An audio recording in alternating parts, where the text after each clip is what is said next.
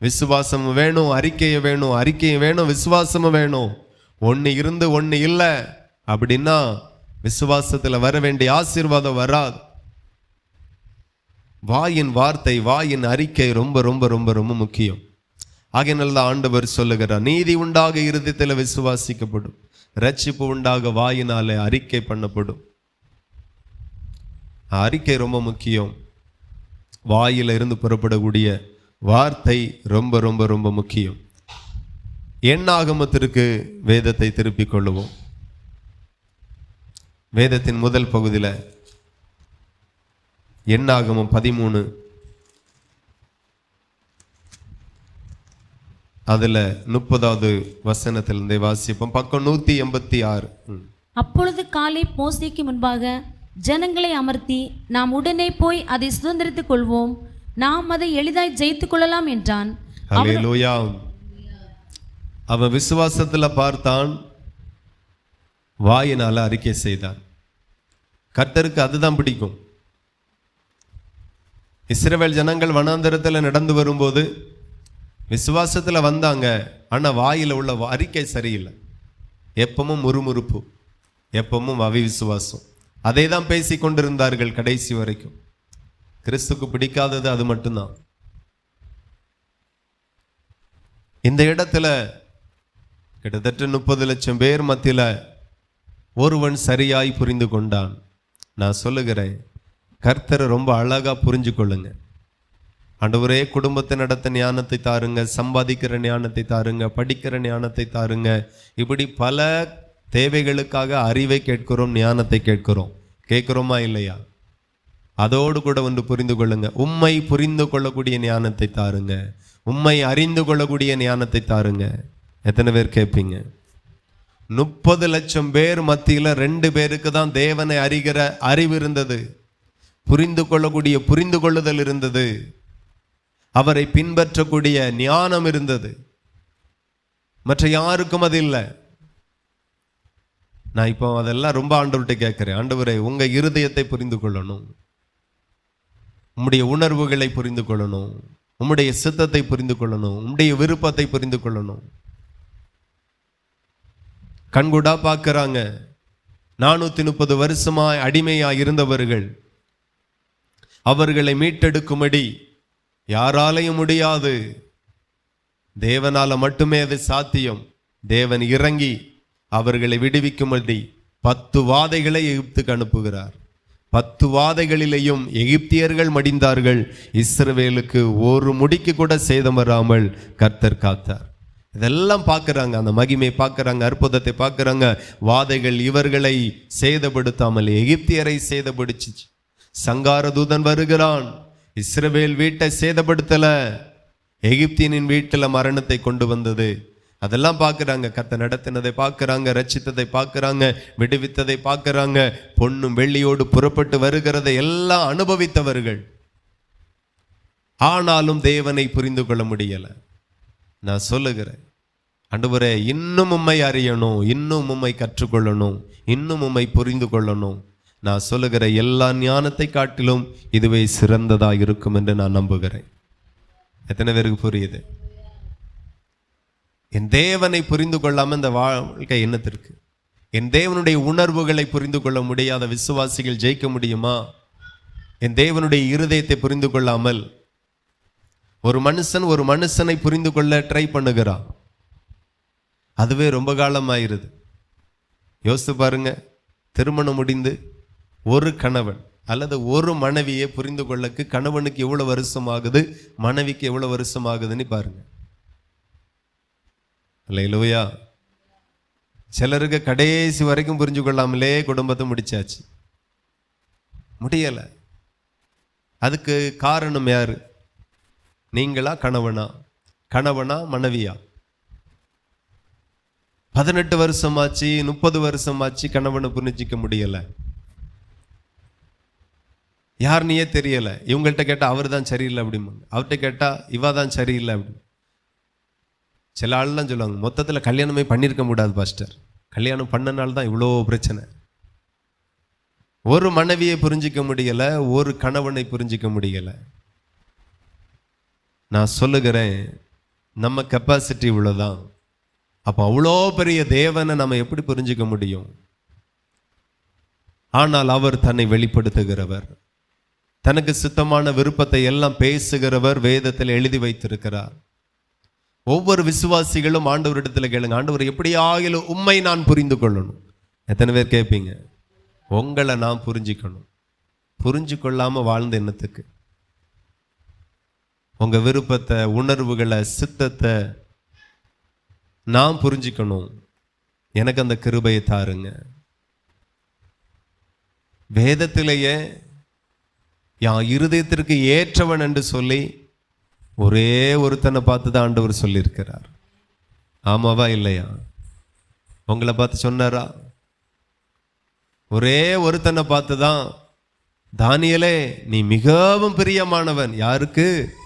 தேவனுக்கு. கரங்களை தட்டி ஆண்டவரை மகிமைப்படுத்துங்க.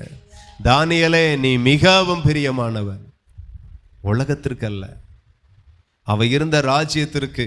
நிறைய பேருக்கு அவன்தான் டார்கெட். அவனை எப்படியாகிலும் நாசமாக்கணும், அவனை எப்படியாகிலும் அழிக்கணும். நிறைய பேர் அவனுக்கு எதிராக இருந்தார்கள். ஆனா தேவன் சொல்லுகிறார், தானியேல் எனக்கு மிகவும் பிரியமானவன். ஒரே ஒருத்தனை மாத்திரம்தான் ஆண்டவர் சொல்லுகிறார். 30 லட்சத்திற்கு மேலாக இருக்கிற ஜனங்கள் மத்தியில் காலேபும் யோசுவாவும் மட்டும்தான் என்னை உத்தமமாய் பின்பற்றினார்கள். அல்லேலூயா. தேவனை புரிஞ்சு கொள்ளணும். அந்த ஞானத்தை நான் ரொம்ப நாளாக கேட்டுட்டு இருக்கிறேன். நீங்களும் கேளுங்க, அது நல்லது. இவ்வளோ பெரிய தேவனை நம்ம கண்டுபிடிச்சதே வாழ்க்கையில் நமக்கு கிடைச்ச மிகப்பெரிய கிருபை. எத்தனையோ கோடி தேவர்கள் மத்தியில் இயேசுவே மெய்யான தேவன் என்று நம்ம கண்டுபிடிச்சிட்டோம். இதற்கு காரணம் நாம் அல்ல, நாம் அவரை தேடி போகல, அவரே நம்மை தேடி வந்தார். நாமளா ரட்சிக்கப்படலை, அவர் தேடி வந்து ரட்சித்தார். இவ்வளோ பெரிய தேவனை கடைசி வரைக்கும் புரிஞ்சிக்காமலே செத்து போவோமையானால் அந்த வாழ்க்கையே வேஸ்ட், வாழ்க்கையை வீணா போயிடும். உலகத்தை புரிஞ்சுக்கிற அளவு கூட தேவனை புரிஞ்சிக்கல, உலகத்தின் சட்ட விதிகளை புரிஞ்சிருக்கிற அளவு கூட தேவனுடைய இருதயத்தின் நினைவுகளை நம்ம புரியல. தாவீதின் இருதயத்திற்கு ஏற்றவன். பாருங்க எப்படி ஒரு தாவீது தேவனுடைய இருதயத்தை கவர்ந்து கொண்டான். நான் சொல்லுகிறேன், நீங்க தேவனுடைய இருதயத்தை கவர்ந்து கொள்ளணும். இன்ன வரைக்கும் நமக்கு தெரியாது தேவனுக்கு என்ன பிடிக்கும் என்ன பிடிக்காது அப்படின்ட்டு. அவர் எதை விரும்புகிறார் எதை விரும்பவில்லைன்னு இன்ன வரைக்கும் நமக்கு நம்மள இருக்கிற அநேகருக்கு தெரியல. ஏதோ வாழ்றோம், அவர் வேலையில பிஸியா இருக்கிறாரு, நாம நம்ம வேலையில பிஸியா இருக்கிறோம். அப்படிதானே?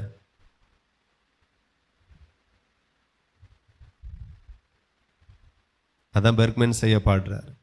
இன்னும் உம்மை அறியணுமே, இன்னும் உம்மை அறியணுமே, இன்னும் கெட்டி சேரணுமே, இன்னும் கெட்டி சேரணுமே. பிரசன்னம் பிரசன்னம் தேவ பிரசன்னம், பிரசன்னம் பிரசன்னம் தேவ பிரசன்னம். அல்லேலூயா. இன்னும் கெட்டி சேரணும், இன்னும் கெட்டி சேரணும். அநேக பரிசுத்தவான்களுடைய இருதயத்தில் அந்த நோக்கம் இருந்திருக்கிறது, அந்த விருப்பம் இருந்திருக்கிறது. இன்னைக்கு நம்மளால தேவனை புரிஞ்சிக்க முடியல. ஆதி முற்பிதாக்கள் தோத்த இடமே இந்த இடம்தான், இந்த இடத்துல தான் தோத்து போனது. கடைசி வரைக்கும் கர்த்தரை புரிஞ்சிக்கல, கர்த்தருடைய சித்தத்தை புரிஞ்சிக்கல, கர்த்தருடைய விருப்பத்தை புரிஞ்சிக்கல. புரிஞ்சிக்காமலே வனாந்தரத்தில் செத்து போனாங்க. நாம புரிஞ்சு கொள்ளுவோமே ஆனால் வனாந்தரத்திலே வாழ்ந்திருப்போம். ஹல்லேலூயா. புரிஞ்சு கொண்டது 2 பேர் தான். கர்த்தரை ரொம்ப படிக்க முயற்சி பண்ணுங்க, அவரை புரிந்து கொள்ள ரொம்ப முயற்சி பண்ணுங்க, அவரை கற்றுக்கொள்ள ரொம்ப முயற்சி பண்ணுங்க. அந்த படிப்பு தான் உங்க வாழ்க்கையை தீர்மானிக்கும். ஹல்லேலூயா. உலகத்தில் MBBS படிக்கலாம், PhD படிக்கலாம். அந்த படிப்பு கூட சில நேரம் நல்ல வாழ்க்கையை நமக்கு கொடுக்காமல் போகும். ஆனால் கர்த்தரை குறித்து நீங்கள் படிச்சிருப்பீங்களானால், உணர்வோடு படிச்சிருப்பீர்களானால், அந்த படிப்பு உங்களை வாழ்ந்திருக்க பண்ணும். அந்த படிப்பில் தான் தாவீது பாஸ் ஆனான். அவனுக்கு பின் அவன் தலைமுறையும் கர்த்தர் மறக்கல. என்னாலும் ஒரு விளக்கு தாவீதுக்கு எரியட்டும் அப்படின்னார். சிங்காசனத்தில் இருக்கிற புருஷன் தாவீதுக்கு இல்லாமலே போகக்கூடாது. அவர் செத்து போனாரு, அவருக்கு அடுத்தால் அவர் பையனுடைய ஃபேமிலியும் எல்லாம் போச்சு. தலைமுறையா தாண்டினாலும் இன்று வரைக்கும் தாவீதை தேவனால மறக்க முடியல. ஹல்லேலூயா. எவ்வளவு அன்பான தேவன் பாருங்க. ஒரே ஒரு ரகசியம்தான், தாவீது உலகத்தை படித்ததை காட்டிலும் உலகத்தை படைத்த தேவனை ரொம்ப படிச்சிட்டார். அவர் எப்படி, அவர் வல்லமை என்ன, கிருபை என்ன. ஆகையினால்தான் நான் சொல்லுகிறேன், வேதத்தில் பிரியமாயிருங்க. வேதத்தை அறியாமல் தேவனை அறிய முடியாது. சத்தியத்தை அறியாமல் தேவனை அறிய முடியாது. உபதேசத்தை அறியாமல் தேவனை அறிய முடியாது. எவ்வளோக்கு எவ்வளோ சத்தியத்தை அறிகிறோமோ, அதான் ஒரு ஊழியக்காரர் சொல்லுவார், நாம நம்மளுடைய விடுதலைக்காக, சுகத்திற்காக, தேவைக்காக உபவாசம் போட்டு ஜெபிப்போம், நல்லது. அவர் வேதத்தை வாசிக்க உபவாசம் போட்டு ஜெபிப்பாரா? ஹல்லேலூயா. எவ்வளோ பெரிய விஷயம் பாருங்க. நம்ம மண்டைக்குள்ள எப்பமாச்சும் கற்பனை பண்ணியிருப்போமா, ஒரு நாளாச்சும் வேதத்தை வாசிக்க உபவாசம் போடணும்? இதெல்லாம் யார் சொல்லி கொடுத்துருப்பா? தானா வரக்கூடியது. உலகத்தில் என்ன செய்யணும், என்ன செய்யக்கூடாதுன்னு தானா வருது. தேவனுக்குள்ளாய் வாழுகிற நமக்கு தேவனுக்கு என்ன செய்யணும், என்ன செய்யக்கூடாது, எப்படி வாழணும்னு தானா வரமாட்டேங்க. அங்கதான் நாம விழுந்து போறோம். ஒரு நல்ல தேவனை நாம பெற்றிருக்கிறோம். ஒரு மகிமையான தேவனை நாம பெற்றுக்கொண்டிருக்கிறோம், அறிந்து கொண்டிருக்கிறோம். இரத்தமும் மாம்சமும் இரத்தமும் இதை நமக்கு வெளிப்படுத்தல, தேவனே வெளிப்படுத்தினார். ஆவியானவர் அவரை வெளிப்படுத்தினார். இவர் விட்டுறாதுங்க. இவர் புரிஞ்சிக்காம இந்த வாழ்க்கையை வாழ்ந்து தொலைச்சிடாதுங்க.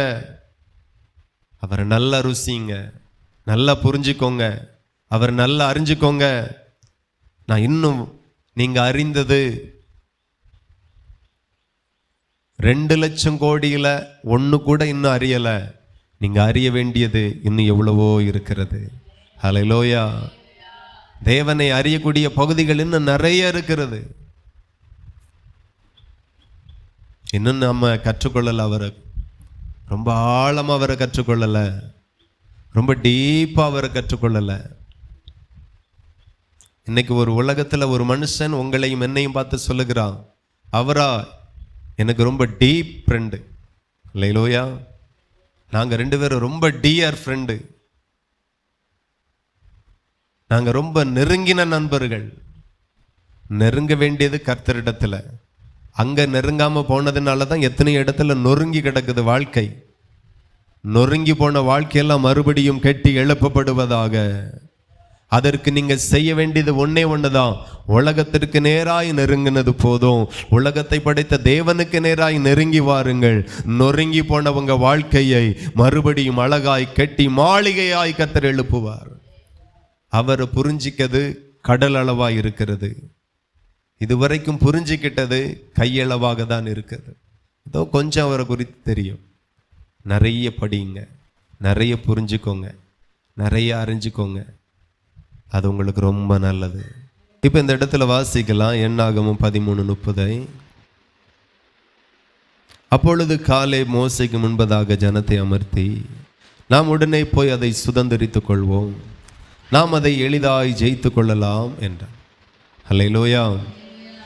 நான் சொல்லுகிறேன், நம்முடைய வாழ்க்கையில் வரக்கூடிய ஒவ்வொரு சூழ்நிலைகளில் நாம் எப்படி பேசுகிறோம், நாம் எப்படி நடந்துக்கிடுறோம், அங்கே தான் கர்த்தரை நாம் உண்மையாய் வெளிப்படுத்த முடியும். ஹல்லேலூயா. உண்மையாய் அவரை புரிஞ்சிக்க முடியும். உண்மையா ஒரு மனுஷன் புரிஞ்சா அவன் பயங்கரமான சூழ்நிலையை பார்த்தாலும் அவன் பேசுகிற விதம் வேற மாதிரி இருக்கும். இந்த இடத்துல கோத்திரத்திற்கு ஒரு தலைவன் என்கிற நிலையில் ஒவ்வொரு கோத்திரத்திலையும் சுமார் 12 பேர் போகிறார்கள். அதில் பார்த்தீங்கன்னா 2 பேர் மாத்திரம்தான், காலேப் யோசுவா மாத்திரம்தான் அந்த சூழ்நிலையை பார்க்குறாங்க. அவங்களும் பார்த்தாங்க. இவன் சொல்லுகிறான், நம்ம எளிதாய் போய் சுதந்திரித்து கொள்ளலாம் அப்படின்னு சொல்லுகிறான். ஆனால் அவனோடு போய் வந்த மனிதரோ, நாம் போய் அந்த ஜனங்களோடு எதிர்க்க நம்மாலே கூடாது, அவர்கள் நம்மை பார்க்கிலும் பலவான்கள் என்றார்கள். அல்லேலூயா. அப்போ காலேபும் யோசுவாவும் தேவனை அறிந்து வைத்திருந்த விதம் வேற, புரிந்து வைத்திருந்த விதம் வேற. அவனோடு கூட போன தலைவர்கள் புரிந்து கொண்டது வேற. இன்னைக்கு சபை தலைவனாக இருக்கிறான், சபை ஊழியக்காரனா இருக்கிறான், அவங்க கூட கர்த்தர் புரியாம இருக்கிறான். மூத்த விசுவாசி இன்னும் ஆண்டவர் புரியல. உங்க சூழ்நிலைகளில் நீங்க என்ன பேசுறீங்க, என்ன உணருதீங்க, அதுதான் நீங்க தேவனை அறிந்திருக்கிற அறிவு. அல்லேலூயா. நெருக்கம் வரும்போது நீங்க என்ன பேசுறீங்க, அவ்வளவுதான் உங்க அறிவு, அவ்வளவுதான் தேவனை அறிந்திருக்கிற அறிவு, அவ்வளவுதான். அன்றியும் அவருடைய தீர்மானத்தின்படி அழைக்கப்பட்டவர்களாய் தேவனிடத்தில் அன்பு கூறுகிறவர்களுக்கு சகலமும் நன்மைக்கு எதுவாய் நடக்கிறது. தேவனிடத்தில் நீங்க அன்பு கூற ஆரம்பிச்சிட்டீங்கன்னா, இது வரைக்கும் என்ன நடந்திருக்கிறதோ, என்ன நடந்து கொண்டு இருக்கிறதோ, இனி என்ன நடக்க போகிறதோ, அது அத்தனையும் தீமைக்காக அல்ல, சாபத்திற்காக அல்ல, நன்மைக்கு ஏதுவாகவே மட்டும் நடக்கும். பிசாசு துர்ச்செய்தியை தான் தருவான். உலகத்தில் நம்ம கேட்கிறதெல்லாம் துர்ச்செய்தியா இருக்கும். ஆனா துர்ச்செய்தியை கேட்கிற தேவனுடைய பிள்ளைகள் அதை நற்செய்தியா மாற்ற வேண்டுமே. ஆனால் நீங்க பேசணும், அறிக்கை பண்ணணும். என்ன அறிக்கை பண்ணணும்? இதை நன்மையாய் முடிய பண்ணுவார். எத்தனை பேருக்கு புரியுது? நான் கேட்கிற இந்த துர்ச்செய்தியை ஆண்டவர் எனக்கு நற்செய்தியாய் மாற்றுவார். இந்த பொல்லாத சூழ்நிலை நல்ல சூழ்நிலையாய் மாறும். எத்தனை பேர் பேசுவீங்க? நீங்க பேசணும். உங்க சூழ்நிலைகளில் நீங்க பேசணும். உங்க வார்த்தைக்கு அவ்வளோ அதிகாரம், வல்லமை இருக்கிறது. நிறைய பேருக்கு சூழ்நிலை தப்பு தப்பா பேசுறீங்க. நிறைய பேர் உங்களுக்காக ஒரு இயேசு கிறிஸ்து மரித்திருக்கிறார். உங்க ஜீவனுக்காக அவருடைய ஜீவனை அவர் கொடுத்திருக்கிறார். ஆனாலும் இன்ன வரையிலும் ரட்சிக்கப்பட்ட நிறைய விசுவாசிகள் சாகணும் சாகணும் சாகணும் சாகணும், இதே தான் சொல்லி கொண்டு இருக்கிறீங்க. செத்துடலாம் போல இருக்கு. என்ன வாழ்க்கை, என்ன வாழ்க்கை. ஒரு காதலன் காதலிக்காக வாழ விரும்புகிறான், ஒரு காதலி காதலனுக்காக வாழ விரும்புகிறாள். தேவனுக்காய் வாழுகிற வாழ்க்கை உனக்கு அவ்வளோ கசந்து போயிற்றோ? உலகத்தில் வாழ ஆசைப்பட்டவர்கள், இந்த பதவியில் நான் ரொம்ப காலம் வாழணும், இந்த அந்தஸ்தில் ரொம்ப காலம் வாழணும், இந்த ஐஸ்வர்யத்தில் நான் ரொம்ப நாள் வாழணும், செத்துத்து போயிடக்கூடாது, ஆண்டவர் எனக்கு தந்த நல்ல வாழ்க்கை, இந்த வசதியான வாழ்க்கையில் நான் ரொம்ப நாள் வாழணும். மைக்கேல் ஜாக்சன் என்கிற ஒரு கலைஞன், அவர் ரொம்ப காலம் வாழ ஆசைப்பட்டான். அல்லேலூயா. புகழின் உச்சத்தில் இருந்தவன், பல்லாயிரம் கோடிக்கு அவன் அதிபதியாக இருந்தவன், 150 வருஷம் வரைக்கும் வாழ வேண்டும் என்று சொல்லி விரும்பினவன். அவனை சுற்றிலும் எப்போதும் மருத்துவர்கள் இருந்து அவனுடைய உடம்பை பரிசோதனை பண்ணி கொண்டே இருப்பார்கள். அல்லேலூயா. அவன் சாப்பிடுகிற உணவு அவனுடைய சரீரத்திற்கு ஏற்றதா இல்லையா அப்படின்னு கூட லேபில் செக் பண்ணி தான் அதை சாப்பிடுவோம். ஆசைப்பட்டான். எதுக்காக வாழ ஆசைப்பட்டான்? அவ்வளோ பெரிய அந்தஸ்தில் நம்ம நீடிச்சு வாழணும், அதை அனுபவிச்சு வாழணும். அந்த வாழ்க்கை அவனை கவர்ந்து கொண்டது, அந்த அந்தஸ்து அவனுக்கு பிடிச்சிருந்தது. இன்னைக்கு இயேசுவோடு வாழ உனக்கு பிடிக்காம போச்சுல்ல? அந்த அந்தஸ்தை விடவா இயேசு பெரியவர் என்று உனக்கு உணர முடியல? எத்தனை பேருக்கு புரியுது? கொரோனாவில் ஏழைகள் தன்னுடைய உயிரை காப்பாற்றணும்னு நினச்சதை விட ஐஸ்வர்யவான்கள் தன்னுடைய உயிரை காப்பாற்றணும்னு நினச்சதை ரொம்ப அதிகம். காரணம், நல்ல வாழ்க்கை, நல்ல பதவி. உயிர் போச்சுன்னா பதவி போயிடும், அதிகாரம் போயிடும். உயிர் போன பிறகு அதுக்கு பிறகு எம்எல்ஏ ஐயா அப்படின்னு சொல்ல மாட்டாங்க. பிரேதம்பான், ஒருத்தன் பாடிம்பான். நம்ம வீடை கூட எம்எல்ஏ வீடுன்னு சொல்ல மாட்டான், துஷ்டி வீடு எங்கே அப்படின்னு தான் கேட்பான். கொஞ்ச நாளைக்கு எல்லாமே மாறிடும். உயிர் போச்சுன்னா எல்லாம் போச்சு, உயிர் போயிடக்கூடாது. எப்படிலாம் காக்கணுமோ. அன்னைக்கு நல்ல நல்ல மருத்துவர்கள் தூரத்தில் இருந்தார்கள். அங்கே இருந்து சொல்லணும் என்ன செய்யுது அப்படின்னு. அவர் இங்கிருந்தே எழுதுவார். அவர் தனி அறைக்குள்ள மறைஞ்சிருவார். எப்படியெல்லாம் தன்னை கவர் பண்ணணுமோ அப்படிலாம் கவர் பண்ணார். கொரோனா காலத்தில் உயிர் போயிடக்கூடாது, இந்த வாழ்க்கையை நல்லா வாழணும். நான் உங்கள்கிட்ட கேட்குறேன், கொரோனா நாட்களில் நமக்கு ஒரு கொரோனா வரமாட்டேங்கன்னு நினச்ச நாட்கள் இத்தனை நாட்கள். ஐயா விசுவாசி ஐயா, உங்கள்கிட்ட தான் கேட்குறேன், எத்தனை நாள் நினச்சிங்க நமக்கு ஒரு கொரோனா வந்துடாதா? எத்தனை பேருக்கோ சாவு வருது, நமக்கு வர மாட்டேங்க. என்ன வாழ்க்கை, செத்தா நல்லா இருக்கும். எத்தனை நாள் நினச்சிங்க? உண்மையாக சொல்லுங்கள், கை தூக்கெல்லாம் சொல்ல மாட்டேன். உங்கள் இருதயத்துக்கு தெரியும், இவங்க கூட வாழ்கிறதுக்கு செத்து போயிடலாம், இந்த வீட்டில் வாழ்கிறதுக்கு செத்து போயிடலாம். நான் சொல்கிறேன், வீடை பார்க்காதுங்க, அந்த ஆளை பார்க்காதுங்க, உங்களோடு கூட ஒருவர் இருக்கிறார், அவரை பாருங்க. அவரோடு வாழக்கு உங்களுக்கு சந்தோஷம் இல்லையா? என்ன அவரோடு நடக்க சந்தோஷம் இல்லையா? அவரோடு வாழ சந்தோஷம் இல்லையா? அவரோடு உறவாட சந்தோஷம் இல்லையா? அவரோடு களி கூறுகிற சந்தோஷம் இல்லையா? அப்போ அவ்வளோதான் நீங்கள் புரிஞ்சிருக்கீங்க. நான் நிறைய பேரை யோசித்து பார்த்தேன் கொரோனா நாட்களில்.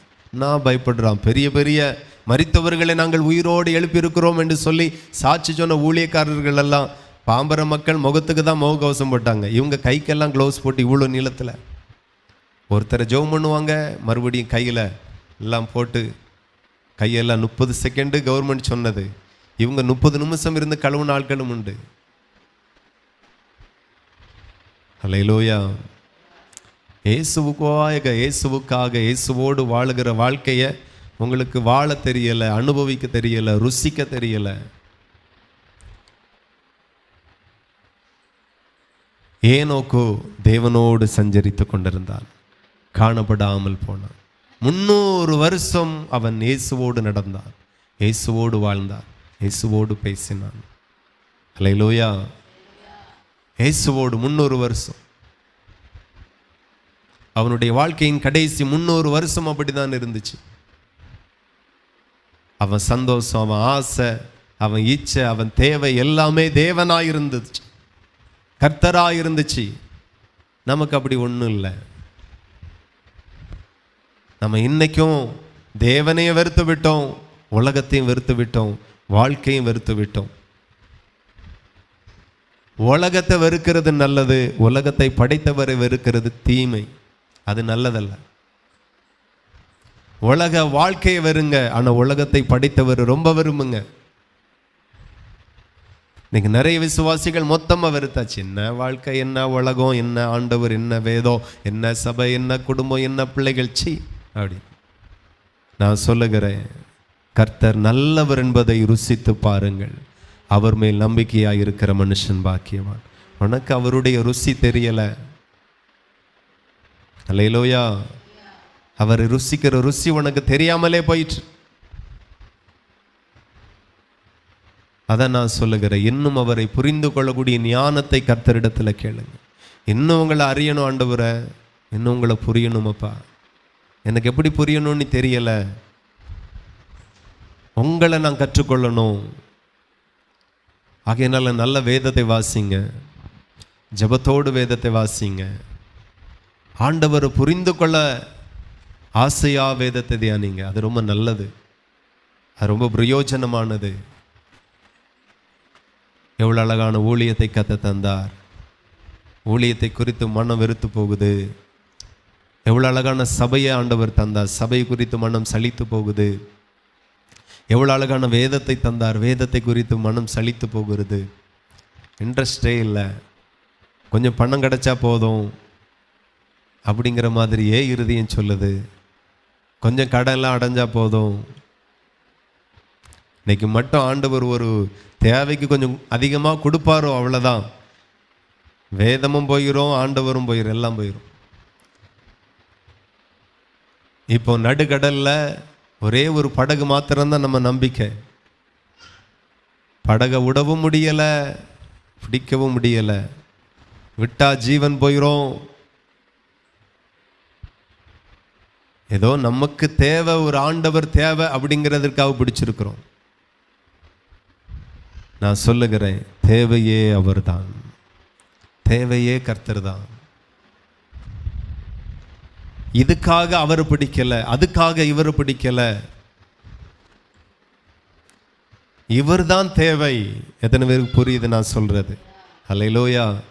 கொஞ்சம் சுகம் கிடைச்சிராதானி ஆண்டவருடைய வஸ்திரத்தை பிடிச்சிருக்கிற, தொங்கலை பிடிச்சிருக்கிறேன். கொஞ்சம் இந்த கடல்ல இருந்து ஒரு மீட்பு கிடைக்காதானி தான் அவரை பிடிச்சிருக்கிறேன். இன்னைக்கு இந்த கடன் மட்டும் இல்லைன்னா நீங்க பிடிச்சிருப்பீங்களோ? இந்த வியாதி மட்டும் இல்லைன்னா பிடிச்சிருப்பீங்களோ? இந்த உபத்திரம் மட்டும் இல்லைன்னா பிடிச்சிருப்பீங்களோ? இந்த சமாதான கேடு மட்டும் இல்லைன்னா இந்த ஆண்டவரை பிடிச்சிருப்பீங்களோ? அப்போவே விட்டுருப்போம். அப்படிதான் நிறைய பேருடைய வாழ்க்கை இருக்கு. ஆகையினால தான் ஆண்டவர் முழுசா சுகமாக்காம, முழுசா விடுதலை கொடுக்காம, இது இருந்தாதான் ஐயா கொஞ்சமாச்சும் என் பின்னாடியே வருவான். அல்லேலூயா. இந்த பிள்ளைகள் வளருகிறது வரைக்கும் தாயினுடைய முந்தானை பிடிச்சிட்டே தெரியும். பார்த்துருக்கீங்களா? ஆமாம். அது கொஞ்சம் வளர்ந்த பிறகு, அதுக்கு பிறகு தாய் எங்கேயாகிலும் முதியோர் உள்ளத்தில் தள்ளனாமான்னு பிளான் போடும். இவ்வளோதான் வித்தியாசம். உண்மைதானே? ஒரு காலத்தில் எம்மா நானும் வரேன் ஸ்கூலில் கண்டு விடுவாங்க. எங்கள் அப்பா ஸ்கூலில் விட்ட ஞாபகம் இன்றைக்கே இருக்குது. எங்களை விட்டுட்டு அவர் பாட்டுக்கு நடந்து போகிறாரு. வாத்தியாரெல்லாம் எங்களை கையை பிடிச்சி காலை பிடிச்சி வச்சுருக்காங்க. நான் எப்பான்னு சத்தம் போடுறேன். அல்லேலூயா. இப்போ அப்படி யாராகிலும் கூப்பிடுறீங்களா? இப்போ அப்பாவும் தேவையில்லை, அம்மாவும் தேவையில்லை. கிழவன் எப்போ சாவுவான், கட்டில் எப்போ காலியாகும்னு பார்த்துட்ருக்கு நிறைய குடும்பம். உங்களை இல்லை, பொதுவாக சொல்கிறேன். ஒரு காலத்தில் நம்ம பிள்ளைகள் எம்மா என்னை விட்டுட்டு போவாத, கூட்டிகிட்டு போன்னு சொல்லிச்சு. நம்ம பிள்ளைகளை கூப்பிட்டு போகணும். இப்போ நம்ம பிள்ளைகள் கிளவி, உனக்கு என்ன, வீட்டில் இரு, போகிற இடத்துலாம் நீ வரணுமாங்க, வீட்டில் இரு. ஆமாம். சும்மாவே சளி பிடிக்குது, சும்மாவே இழுப்பு வருது, சும்மாவே அங்கங்கே விழுந்து கிடக்குதா, வீட்டில் இரு. ஒரு காலத்தில் விட்டுட்டு போகாதன்னு பிள்ளைகள் சொல்லிச்சு. இன்னைக்கு எப்பண்டா பிள்ளைகள் உங்களை விட்டுட்டு போகலான்னு இருக்கு. அதே தான் ஆண்டவரும். ஏதோ கொஞ்சம் உனக்கு தேவை இருக்கு, அதனால பிடிக்குதா, காலை பிடிக்குதா, வஸ்திரத்தை பிடிக்கிறா, ஆண்டவரே நீ கூப்பிடுறா. இந்த தேவை மட்டும் முடிஞ்சோ அவ்வளோதான். அல்லேலூயா. தேவை மட்டும் இல்லைன்னா அவ்வளோதான். கொஞ்சம் பணம் வந்துன்னா அவ்வளோதான்.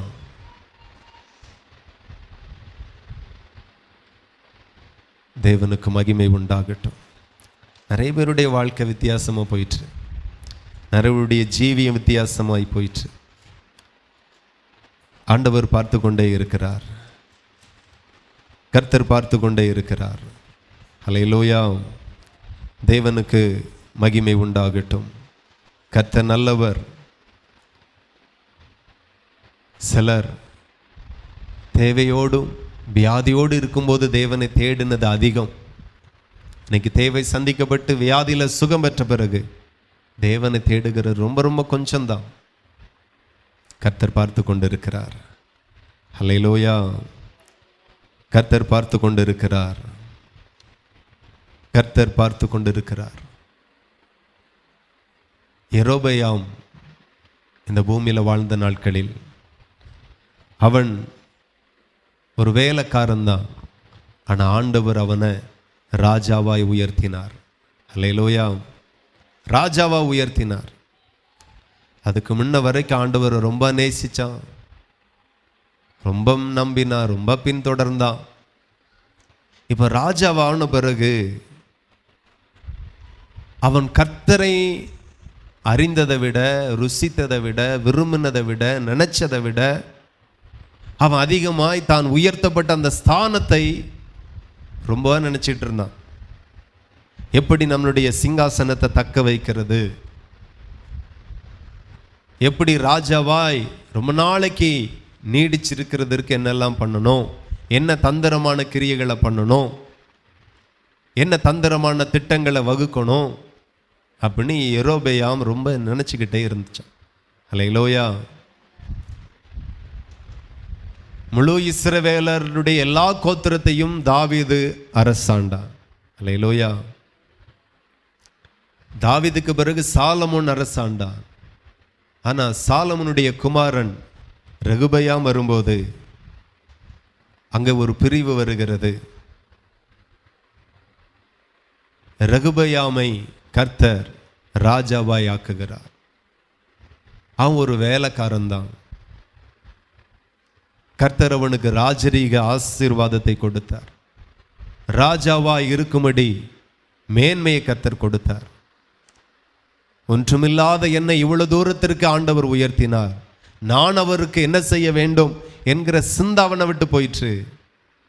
நான் ராஜாவாய் நீடித்திருக்கிறதற்கு என்ன செய்யணும் அதை சிந்திக்க ஆரம்பித்தான். அல்லேலூயா. என்னை ஆசீர்வதித்த தேவனுக்கு நான் என்ன செய்யணும், ரட்சித்த தேவனுக்கு என்ன செய்யணும், இப்படி சிந்திக்கிறவர்கள் வாழ்ந்திருப்பார்களாக, வாழுவார்களாக, தலைமுறை வாழுவார்களாக. இல்லை இவ்வளோ பெரிய வீட்டை ஆண்டவர் தந்தார், இவ்வளோ பெரிய சொத்தை எனக்கு ஆண்டவர் தந்தார், இதை காப்பாற்றக்கு நான் என்ன செய்யணும், அப்படி தீவிரிக்கிறார்கள் சிலர். இவன் என்ன நினைச்சான், தேவனை தொழுது கொள்ள போகிற இடம் எருசலேம், அங்கே ரெகொபெயாம் இருக்கிறான். தேவனுக்கு பலி செலுத்தனா நம்ம ஆட்கள் அங்க போகணும். அதனால பேசாட்டில் இப்படியே ஆட்கள் அங்க போனா பிற்காலத்தில் ஜனங்கள் எல்லாம் ராஜாவாகிய ரெகொபெயாமுக்கு பக்கத்தில் சாஞ்சிடக்கூடாது, பின்ன நமக்கு ஆட்டங்கன்றோம். ஆகையினால தந்திரமா என்ன பண்ணுவோம்னா, ஒரு கன்றுக்குட்டியை உண்டாக்கி 2 இடத்துல வச்சிருவோம். ஜனங்களுக்கு ராஜாவாகிய நாம ஒரு கட்டளை இடுவோம், ஜனங்களை கேளுங்க, கர்த்தர் அல்ல கன்றுக்குட்டிகள் தான் உங்களை எகிப்திலிருந்து கொண்டு வந்தது. என்ன செலுத்தினாலும் பலிகளை, காணிக்கைகளை, துதிகளை, ஆராதனைகளை கன்றுக்குட்டிக்கே செலுத்துங்கள் அப்படின்னா எத்தனை பேருக்கு புரியுது? ஜனங்களும் செலுத்தினார்கள். எருசலேமிலே வருஷத்திற்கு எத்தனை பண்டிகையோ அத்தனை பண்டிகையும் இவனும் கன்றுக்குட்டிகளுக்கு ஆசரிக்கிற நாட்களை கூறினான். பலிகளை செலுத்தினார்கள். அல்லேலூயா. கர்த்தர் ஒரு தீர்க்கதரிசியை அனுப்பி 1 ராஜாக்கள் 13ஆம் அதிகாரம் 1 ராஜாக்கள் 13ஆம் அதிகாரம் 1வது வசனம். யெரொபெயாம் தூபங்காட்ட பலிபீடத்தண்டில் இருக்கையில், இதோ தேவனுடைய மனுஷன் ஒருவன் கர்த்தருடைய வார்த்தையின்படியே யூதாவிலிருந்து பெத்லேஹேமுக்கு வந்து 1 ராஜாக்கள் 12ஆம் அதிகாரம் அதுல 29 வாசிப்போம். ஒன்றை பெத்தேலிலும் ஒன்றை தானிலும் ஸ்தாபித்தான். என்னத கன்றுக்குட்டியை ஸ்தாபித்தான். இந்த காரியம் பாவமாயிற்று. இந்த காரியம் பாவமாயிற்று. ஜனங்கள் இந்த ஒரு கன்றுக்குட்டிக்காக தான் மட்டும் போவார்கள். அவன் மேடையாகி ஒரு கோவிலையும் கட்டி லேவியின் புத்திரராய் இருந்த ஜனத்தின் ஈனமானவர்களை ஆசாரியராக்கினான். அல்லேலூயா. யெரொபெயாம் செய்கிறத பாருங்க. எந்த கோத்திரம் கர்த்தருக்கு பணிவிடை செய்யணும், ஆசாரியத்துவ ஊழியத்தை செய்யணுங்கிற ஒரு கட்டளை இருந்த நாட்கள், இவன் அதெல்லாம் தள்ளி போட்டு கர்த்தருக்கு ஆராதனை செய்கிற இடத்துல கன்றுக்குட்டிகளை ஸ்தாபிக்கிறான். கர்த்தர் பார்த்துட்டே இருக்கிறார். நீ எதற்காக எதை பிடிக்கிறாய்? நான் சொல்லுகிறேன், என் ஜீவன் தப்ப இயேசுவை பிடிக்கல. அல்லேலூயா. என் ஜீவனே இயேசுதான். எத்தனை பேருக்கு புரியுது? என் தேவையே இயேசுதான். இன்னைக்கு நிறைய பேர் தேவைகளுக்காக இயேசுவை பின்தொடருகிறீர்கள், விடுதலைக்காக, சுகத்திற்காக. இந்த யெரொபெயாம் தன்னுடைய ராஜ்யத்தை காப்பாற்றணும், ஜனங்கள் தன்னுடைய பழைய ராஜாவினிடத்தில் திரும்பி போயிடக்கூடாது என்று கர்த்தரை நேசிக்க வேண்டியவன் ஆராதனைகளை மாற்றுகிறான், ஆராதனை முறைகளை மாற்றுகிறான். கர்த்தரை தொழுது கொள்ளக்கு பதிலாக கன்றுக்குட்டிகளை ஸ்தாபிக்கிறான், ஜனங்களுக்கு பேசுகிறான். இந்த கன்றுக்குட்டிகள் தான் எகிப்தின் அடிமைத்தனத்தில் இருந்து உங்களை கொண்டு வந்த தெய்வங்கள் என்று சொல்லி பிரகடம் பண்ணுகிறான். ஜனங்கள் அதை நம்புகிறார்கள். அது அத்தனையும் உன்னுடைய ராஜ்யத்திற்காக பண்ணினான். நீங்க தேவனை தேடுகிறது உங்களுடைய சுகத்திற்காக மாத்திரமல்ல, ஆரோக்கியத்திற்காக மாத்திரமல்ல, சமாதானத்திற்காக மாத்திரமல்ல, அவரை மெய்யான தேவன் என்று அவரை பின்தொடருங்க. ஏதோ உலகத்தின் தேவைக்காக அல்ல, என் தேவையே இயேசுதான். எத்தனை பேர் அப்படி ஒப்பு கொடுப்பீங்க? ஹல்லேலூயா. தேவ சமூகத்தில் முழங்கால் படிக்கிட்டு எல்லாரும் ஜெபிப்போம். Thank you lord. ஹல்லேலூயா. அன்புள்ள தகப்பனே, எங்கள் பரலோக பிதாவே, எங்களோடு பேசின இந்த நல்ல வார்த்தைகளுக்காக ஸ்தோத்திரம். இன்னும் உம்மை அறியணும், இன்னும் உம்மை அறியணும். எனக்கு அந்த கிருபையை கொடுங்க, எனக்கு அந்த கிருபையை தாருங்க. கேளுங்க ஆண்டவரிடத்தில், இன்னும் அந்த கிருபையை தாருங்க, இன்னும் அந்த கிருபையை தாருங்க. இயேசுவின் நாமத்தில் அந்த கிருபையை கொடுங்க டாடி. ஹல்லேலூயா. நான் என்ன பேசணும் என்ன பேசக்கூடாதுன்னு எனக்கு தெரியலை. ஆண்டவரே ஸ்தோத்திரம், ஸ்தோத்திரம். மரணமும் ஜீவனும் நாவின் அதிகாரத்தில் இருக்கிறது. ஹல்லேலூயா. நான் தேவனை அறியக்கூடிய அறிவில் நான் குறைந்திருக்கிறேன். தேவனை அறியக்கூடிய அறிவில் நான் பெருகணும், எனக்கு கிருபை கொடுங்க. இன்னும் அறியணும், கிருபை கொடுங்க. வேதத்தை வாசிக்கணும், வேதத்தின் ரகசியங்களை புரிந்து கொள்ளணும், கிருபை கொடுங்க. உடைய சமூகத்தில் வந்திருக்கிற எல்லா பிள்ளைகளுக்காய் ஸ்தோத்திரம். தேவன் தம்முடைய ஜனத்தோடு பேசினதற்காய் நன்றி, பேசினதற்காய் ஸ்தோத்திரம். ஜனங்களை ஆசீர்வதித்து மேன்மையாய் வையும். குறைவுகள் நிறைவாய் மாறட்டும், தேவைகள் எல்லாம் சந்திக்கப்படட்டும். கர்த்தர் மேன்மையாய் வைப்பீராக.